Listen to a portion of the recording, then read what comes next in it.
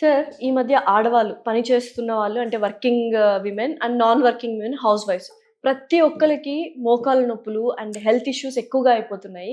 Reasons ఏంటి అంటే ఇప్పుడు స్విచ్ చేస్తే అన్ని ఉన్నాయి, మిక్సీ దగ్గర నుంచి గ్రైండర్ దగ్గర నుంచి వాషింగ్ మిషన్ దగ్గర నుంచి అన్నీ ఉన్నా కూడా వాళ్ళకి మోకాలు నొప్పులు వస్తున్నాయి, హెల్త్ ఇష్యూస్ వస్తున్నాయి. అండ్ వర్కింగ్ ఉమెన్ కొంతమంది రెండు చేస్తుంటారు, ఇంట్లో పని బయట పని.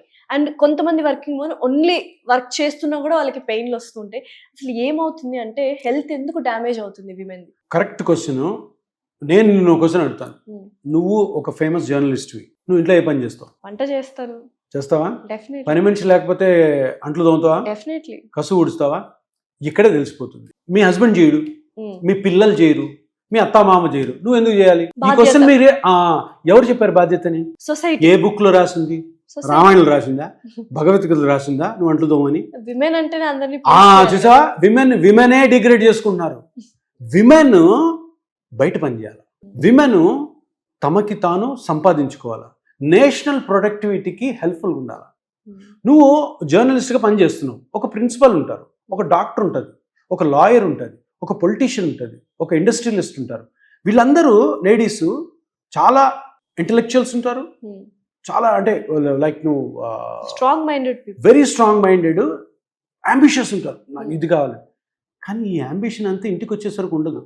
ఎందుకు ఉండదు తెలుసా? ఇంట్లో హస్బెండ్ ఏమనుకుంటాడు, మా అత్త ఏమనుకుంటాడు, మా మామ ఏమనుకుంటాడు, నా తోటికోడలు ఏమనుకుంటుందో, నా ఆడపడుచు ఏమనుకుంటుందో. ఈ కంప్లీట్ రిస్ట్రిక్షన్స్తో లేడీస్ అందరూ కూడాను హెల్త్ని నాశనం చేసుకుంటారు. అంటే బయట పని ఒక్కటే చేస్తే మగరాయడని ఫీల్ అవుతారు ఇంట్లో వాళ్ళు. ఎందుకు ఫీల్ అవుతారు? నీ మనసుకి ఏమైనా నచ్చదు? నీకు ఇంట్లో పని చేయాలని ఉందా? లేదు, ఎవరికి ఉండదు. నేను బయట పని చేసిందో తలసిపోతాం. We also need the rest. నీకు ఎంత పని చేయగలవు? నువ్వు ఎవరు కూడాను ఇంట్లో వంట వండడాన్ని స్కిల్ఫుల్ జాబ్ అని కానీ, లేదంటే అబ్బా ఇది చేస్తే నాకు ఏదో వస్తుందో అనుకోరు. తప్పదు కాబట్టి చేస్తారు. ఇంట్లో బాత్రూమ్లు గడగడం ఎంత ఇష్టంగా చేసేవాళ్ళు ఎవరైనా ఉంటారా? కసు ఊడ్చడం ఉంటారా? కానీ లేడీస్ ఎవరికి ఇష్టం ఉంటుంది కానీ చేస్తారు. హెల్త్ వైజ్ కూడాను దీన్ని ఆలోచించినట్టయితే, ఇప్పుడు ఒక హౌస్ వైఫ్ని తీసుకుందాం. హౌస్ వైఫ్ ఒక 2500 SFT ఇంట్లో, ఒక చిన్న ఇల్లు, 2 బెడ్రూములు, హాల్, వంట, అంట్లు, బట్టలు ఆరేయడాలు, కసు ఊడ్చడాలు, ఇవన్నీ పనులు, 3 పూట్ల వంట, మిగతా పనులన్నీ కూడాను హౌస్ వైఫ్ అయి ఉండి చేస్తే 2 అవర్స్లో అయిపోతాయి. అవునా కదా? మరి పొద్దునుంచి రాత్రి 11 వరకు ఎందుకు నిలబడి ఉంటారు? No point at all. ఏదో ఒకటి వస్తూనే ఉంటుంది. ఎవరు ఎంతమంది వస్తారు బంధువులు, ఏముండదు.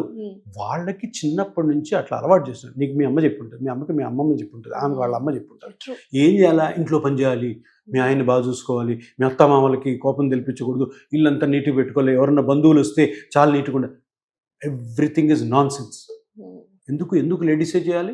ఎందుకు జెంట్స్ కూడా చేయకూడదు? షేర్ చేసుకుంటే అయిపోతుంది. ఒకవేళ ఓపిక ఉంటే అత్తమామ ఎందుకు చేయకూడదు? అంతా ఇలా చేయడం వల్ల, అంటే ఆ అత్త కూడా ఒకప్పుడు ఇట్లా చేసి ఉంటుంది. ఇలా చేయడం వల్ల ఏమవుతుంది?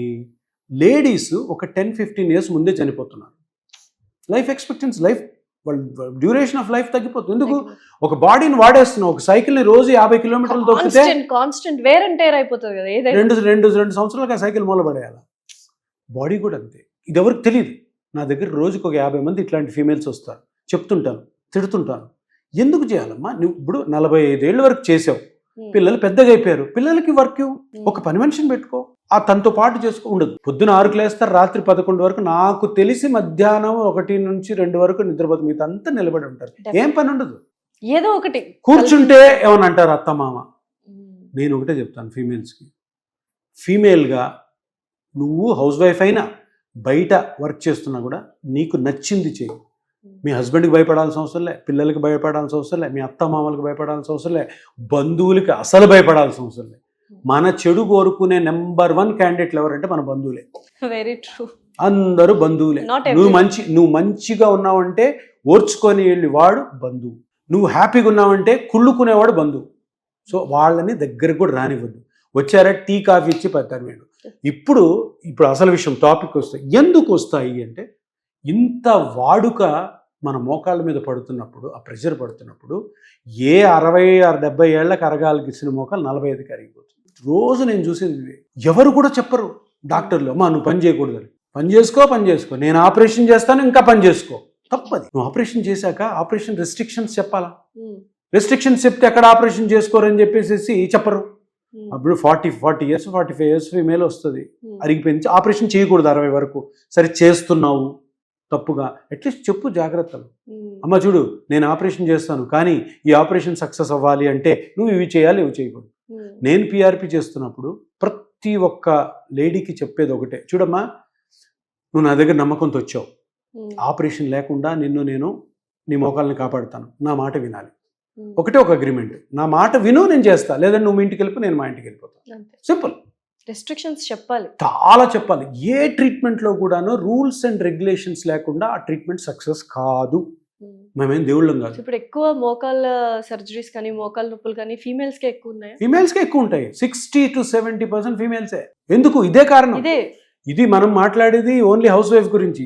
వర్కింగ్ ఉమెన్ వీళ్ళు ఇంకా టూ మచ్ దారుణం, డబుల్ ధమాకా. వీళ్ళలో ఘోరాతి ఘోరమైన విషయం ఏం చూసాను తెలుసా? నేను ఇంట్లో పని చేయాలన్న ఇష్టంతో జాబులు మానేసిన వాళ్ళు ఉన్నారు. మా వాడికి 5th క్లాస్ ఎగ్జామ్స్ అని జాబ్ మానేసిన వాళ్ళు ఉన్నారు. 5th క్లాస్ ఎగ్జామ్కి నువ్వేం చేస్తావు? కూర్చోబెట్టి చదివిస్తానంటే, నువ్వు కూర్చోబెట్టి చదివిస్తే 99 పిల్లలు అసలు చదవరు. వాడు చదువుకుంటేనే వానికి ఆ ఎగ్జామ్ బాగా రాస్తారు. ఇవన్నీ కూడాను 100% అపోహలు, 100% రాంగ్ వేలో పోవడం. ఫీమేల్ ఎంపవర్మెంట్ అంటే ఏంటి తెలుసా? మీ హెల్త్ని మీరు కాపాడుకోవాలి, మీ రెస్పెక్ట్ మీరు కాపాడుకోవాలి.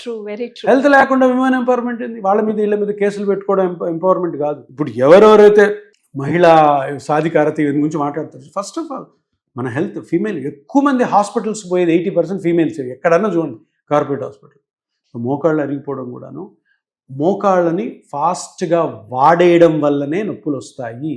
ఈ రోజు నుంచి కూడా 30-35 ఇయర్స్ నుంచి కూడా అమ్మాయిలకి చెప్పాల్సింది ఏంటంటే, అమ్మా చూడు, చక్కగా పెళ్లి చేసుకున్నావు, పిల్లలు, తర్వాత నువ్వు ఫస్ట్ ఆఫ్ ఆల్ చేయాల్సింది నీ హెల్త్ కాపాడుకో. నీ హెల్త్ బాగుందా, పిల్లల హెల్త్ బాగుంటుంది. నీ హెల్త్ బాగుందా, మీ హస్బెండ్ హ్యాపీగా ఉంటాడు. మీ హెల్త్ బాగుందా, మీ అత్తమామ బాగుంటారు. నేను ఒకటే మళ్ళీ చెప్తున్నాను, మీరు ఎవ్వరి మాట వినాల్సిన అవసరం లేదు. ఫీమేల్కి మీకు మీ డెసిషన్స్ తీసుకునే హక్కు 100% ఉంది, పర్టికులర్గా మీ హెల్త్ విషయం. ఆ హెల్త్ అంతా కూడాను కాపాడుకునే బాధ్యత మీదే. Thank you so much sir.